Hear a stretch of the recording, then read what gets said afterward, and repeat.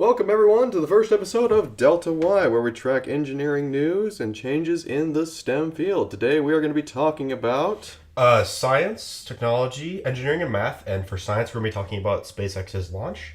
Technology, we'll be talking about alleged Chinese hackers. For engineering, we'll be talking about breakthroughs in graphene. For mathematics, and we'll be talking about AI-controlled robots that are balancing better. And we throw in a little something at the end, a little special for you guys to get excited about. My name's Josh. I'm Grayson, and this is Delta Y.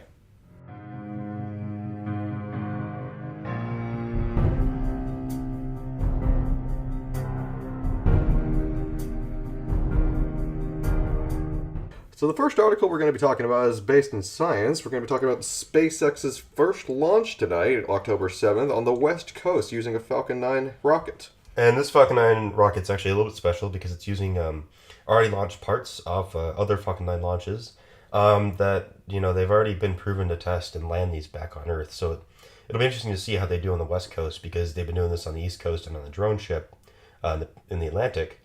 So, this will be kind of a next step to see if they can launch both coasts and have reusability on both coasts. That's a huge step for SpaceX because their main plants are on the West Coast. And their payload's like an Argentinian Earth observation satellite, right? Yeah, it's a SOCOM satellite. So it's an Argentinian Earth observation satellite that's actually doing HD photography of the Earth. Oh. And it's going to actually kind of integrate with Italian satellites. Oh. So it's kind of the South Americans and the Europeans working together a little bit because honestly, this kind of stuff in space, they have to work together to promote it because space is really difficult to get to right now.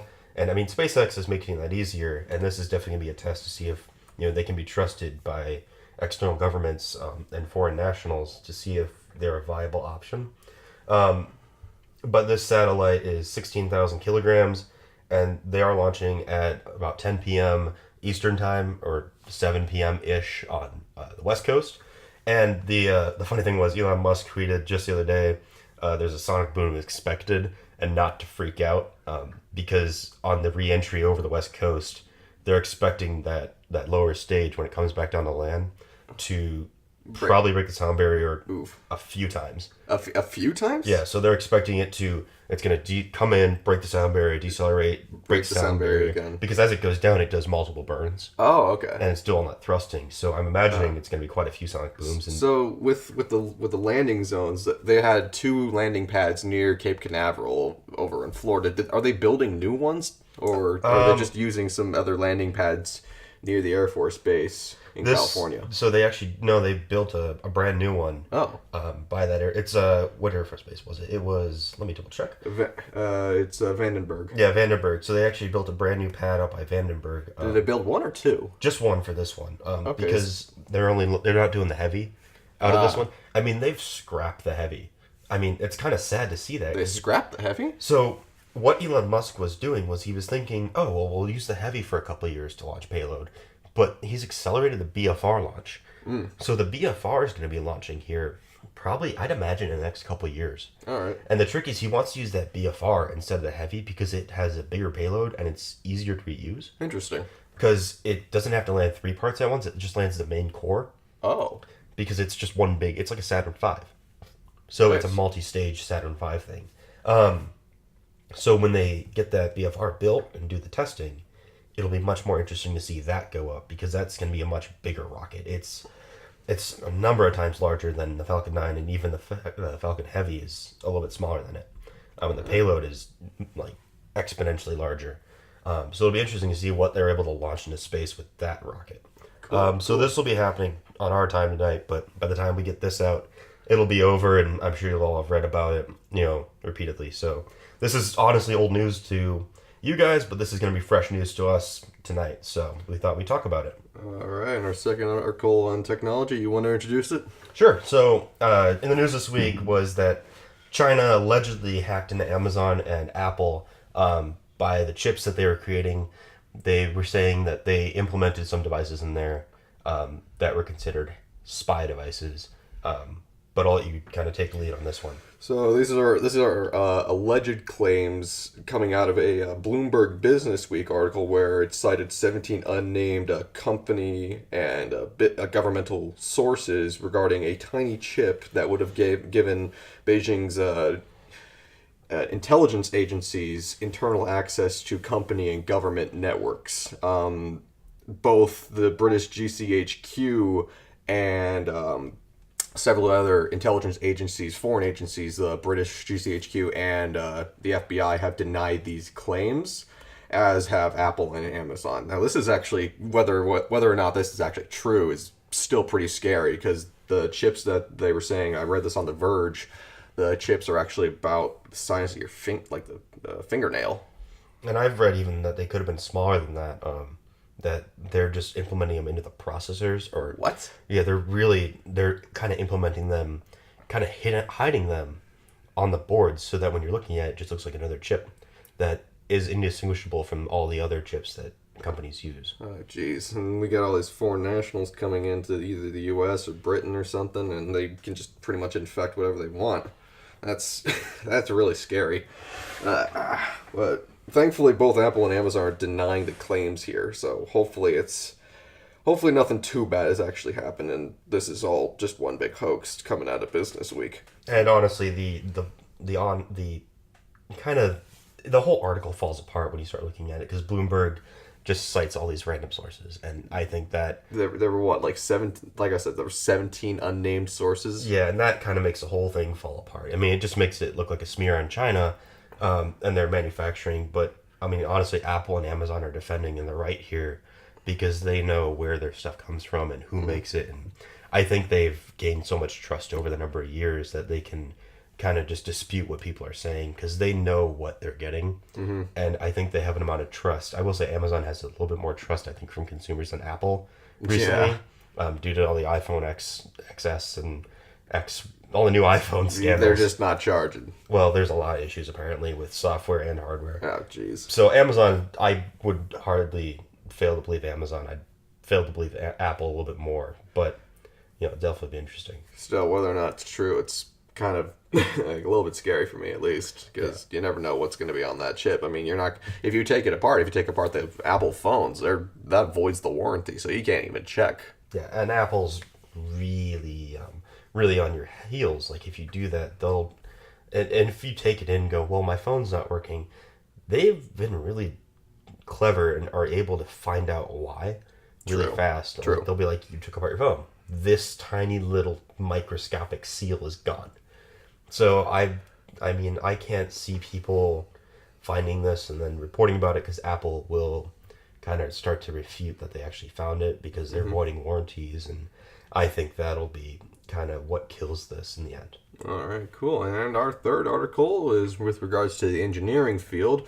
There's been a recent breakthrough at the Virginia Tech University regarding making graphene easier to 3D print. You want to talk about this one? Sure, absolutely. So, I mean, graphene is kind of a newer substance that could only really be created in thinner 2D sheets that were then laminated together or attached together through some process.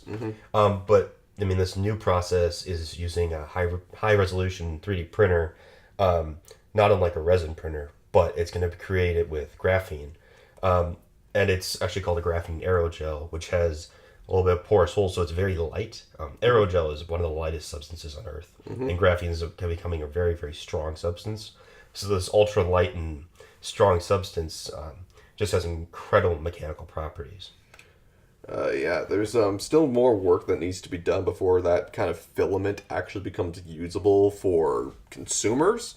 But just the electrical properties alone, which I'm interested in, for it being presented to consumers. I mean, you could theoretically make printed circuit boards with just a 3D printer and in multiple dimensions too. Like that, we already have there's like a protopasta conductive filament, and that's got relatively low resistance too, but this actually would change the game immensely with not only electrical but mechanical properties as well, because it's like close to diamond in terms of its strength, right? And graphene's been used in the industry for a few years in multiple industries. I worked in the skiing business for a little while, and ski marketers were using graphene because it was super strong, but also was flexible.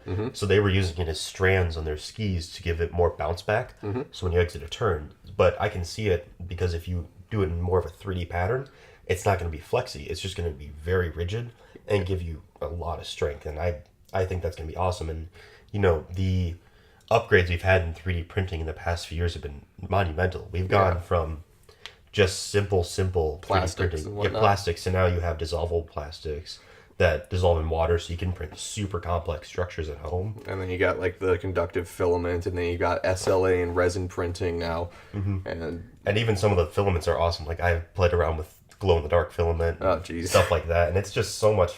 It's so cool to see that advancement where it's like this was not possible a decade ago. True. Do they still use the radium for glow in the dark filaments there, or are they? It's a different compound. It's not radium because That's radioactive. well, it's not radium because I've licked it. Oh God. I've actually made a glow in the dark 3D printed cup, which don't use those ever because No. they just fall right through. But it was kind of a fun thing in high school. But it was totally safe. I mean, it was completely environmentally friendly PLA plastic. Well, I mean, PLA is not PLA. That's like the structure of it can still contain holes, which can contain bacteria within it, which is actually kind of harmful. And even with like the FDA approved filament, you can still have problems with that stuff because there's tiny little holes in the extruder, which as it's printing can create tiny little holes in the structure that it's creating. And then before you know it, it's no longer FDA approved because you have to have the entire structure cleaned. And that's why I like resin printers, honestly, more than filament, because they're just so much more, they're not more precise, I would say, but they are. But they create a much smoother surface that's less porous. True. The resolution of it is It's better. incredible. It's incredible. And I mean, my high school back then we had a resin printer my senior year that we had just gotten, and it was far beyond the filament printers we had. And it was just so, it wasn't like, we had one of the original, like, those $30,000 resin printers. Yeah. Those huge ones, we had one, but we sold that, and then we got this tiny little one for, I think it was under $1,000, and it worked incredibly, and the resolution was mind-boggling. And we used it to print molecules for biomimicry and stuff like that. Oh, nice. And it just was so precise, and it could do a perfect spear almost with very little issue. Nice. All right. You want to introduce our fourth article? Sure. So up fourth, we're going to talk about mathematics, and if you've noticed so far, we're kind of going in what we call the STEM order, which is science, technology, engineering, and math. And we kind of like this format because it's really relevant to how we talk about things. But for mathematics, we're going to talk this week about how robots have been mastering human balancing act using mathematical equations. All right. So researchers at University of Austin, Texas, have actually been able to reduce the human skill of maintaining whole body balance into a mathematical equation, and it can be universally applicable to any embodied AI or robotics research. And it's allowing autonomous robots to maintain balance even when hit unexpectedly or a force is applied to them without warning or kind of being warned of it beforehand. I kind of found this kind of funny because I was expecting this to come out of DARPA or, you know, the East Coast. Oh, yeah. Out of Boston, Mass, because that's where most of this AI and integration into actual physical beings is happening. But, I mean, it coming out of Texas, that was kind of cool to me. It's like showing that there's actually development of this a lot greater scale than I actually thought there was. And if you take a look at okay, if I remember correctly, this comes to us from Science Daily. The robot itself actually doesn't have any arms. It doesn't use arms to balance itself, unlike, you know, the Boston Dynamics Atlas. This one just is able to maintain within a 2 centimeter error of being able to balance itself just with legs. And that's pretty impressive because you'd have to, like, shift your weight just right if you only had... Wow. Yeah, that is pretty good. I mean, it's going to be nice to know that when our robotic overlords take over. But I think it's always fun to watch those DARPA videos where they kick around the robots or they'll smack it with a bat. oh, did you see, All you think is, like, what happens when that thing, like, develops feelings? develops feelings or, like, just develops a greater intellect and it fights back? There was actually a YouTube video that I saw where someone dubbed over that, of just a robot that's just absolutely ticked off that humans are doing that to it. Why are you doing this to me, Doug? Come on, man.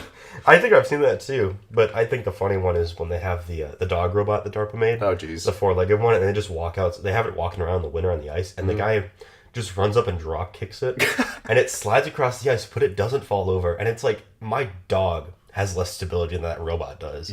And it's like, nature doesn't have that stability. So it's impressive to see the advancements that I think they've actually deployed that dog. They did. They had deployed. I know they're doing field testing on it because it was great for carrying this packs of infantry, but I don't know if they actually deployed it yet. I think they did actually. Let me check that. Because I mean, to deploy that, that's years of development they'd have to go through, and honestly, I think it's just the comfortability of soldiers enjoying the comfort, or not the comfort, the companionship of a robot. I mean, would they be able to work with it well? And what happens when it breaks down in the middle of the Middle East? I mean, how do you fix these issues? But I mean, if it was actually deployed, that's new news to me. Yeah. But no, actually, all I'm coming up with is just regular dogs that are being deployed in warfare, but... Yeah. I mean, I think we got a few years until that happens. I think that once we hit the second decade, well, I should say the third decade of the 21st century, we're going to start to see more robotization. We're going to see more, mechanical processes and more integration of AI into society. Yeah. And I think that's going to be a huge deal where we start seeing a shift from people doing work to, I mean, right now, obviously factories have tons and tons of robots in them. Yep. But I think in the 2020s, 2030s, we're going to start to see that fade a lot more. And we already are seeing it fade a lot now in the US, but I think we'll start to see that fade out with, more Eastern manufacturing to start to move towards robotics and the like. Yeah, okay. Cool. And our final article of the day is just something a little funny to wrap up the podcast with. Tipsy birds causing havoc and crashing into windows. I thought this was pretty funny because this is actually from my home state of Minnesota, although this is far from where I live there. This is up by Virginia, Minnesota, which, if you know the state, that's up in the Iron Range. But this is not something I would not have expected, but these birds are eating berries that are apparently intoxicating them. And it's causing them to kind of go, crazy and run into everything they see. Yeah, the berries themselves are actually crab apples that, due to an early frost, caused a loss of moisture, which can cause the sugar in these crab apples to ferment. And it's it's kind of funny just expecting a bird. Hey, Doug, you're gonna fly back with us to the south for migration? Oh man, these berries are great. I think I'll stay another couple of weeks. They make it feel me great. I mean, I've seen birds that have acted like this. We had a woodpecker by our house that I think it either saw its reflection in the window all the time, but it every day on cue would smack its face into the window. I don't know what happened to that poor bird. I don't think it lived very long. Oh, jeez.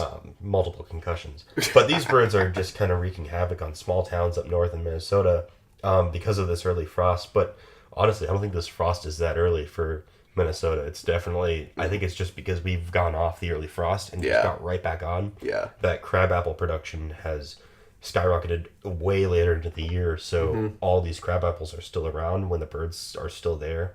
And I mean, it's October now and we get snow, and we've had snow in September up in northern Minnesota before. So this is definitely an interesting thing to read about, that it's happening because of an early frost. Yeah. I mean, as long as Big Bird's not operating a motor vehicle in an unsafe manner, I think we'll be fine. I mean, that's a great quote from the local police force, and I mean, I think that's totally true. Like, we're not going to have any big issues with this, but I think it's just going to be inconvenience to people. Yeah. But that's pretty funny. And it'd be interesting to see, is this because, I don't mean to bring this into it, but is it because of climate change? Could this be because, the frost levels and the frost timing is different? Possibly. And could we see this in other animals? Because could we see this in humans, though, too? Because humans might be able to eat some of these crab apples, too. True, but I don't think the alcohol content of a crab apple would be as much on a human. I think it's just because birds are so small. Yeah. But could we see this in a more mass way of, I mean, I'd be dying of laughter if I saw a deer staggering down the road. More than they already do, because they're already pretty clumsy animals. Yeah. But yeah, so that was just kind of a funny little thing to wrap the podcast. We'll be trying to post these once a week, and we're going to try to keep it to a STEM order. And we might throw in a couple more articles as we get along and get more used to this and get more used to the format. This is our real first endeavor into doing something like this, so we appreciate if you, give us feedback, what you thought, and how you think we could improve. You can reach us on Patreon. You can reach us at our Twitter at Y_Delta, or contribute to our Patreon page. That'd help us get some more equipment out and get Josh's own microphone and possibly help us reach a $500 goal so that we can start bringing in interviews. Actually, that's kind of our long-term plan as well, to get some faculty around our campus in and kind of interview them as to what the change they see in the world as being. Yeah, and we'll be posting all those information, all the links to those accounts down below, or wherever we can find the description box on SoundCloud. And we might just integrate it right into our page. So if you go right to our homepage on SoundCloud, you might find that. And honestly, if you help us on Patreon, we're able to produce higher quality content. Then it won't sound so echoey, I feel. We'll sound a little more like we're in a studio, which we're shooting for in the end. Yeah, because we're doing this in a dorm room right now. It's not perfect. That's what happens when you're broke college kids. But we're excited to see where this goes, and we really enjoy doing this. So we're excited to see how we can improve this, and what kind of impact we can create in the world by talking about science and interacting with people who are in the science field. Absolutely, I hope you enjoyed, and stay creative, and we will talk to you all next time.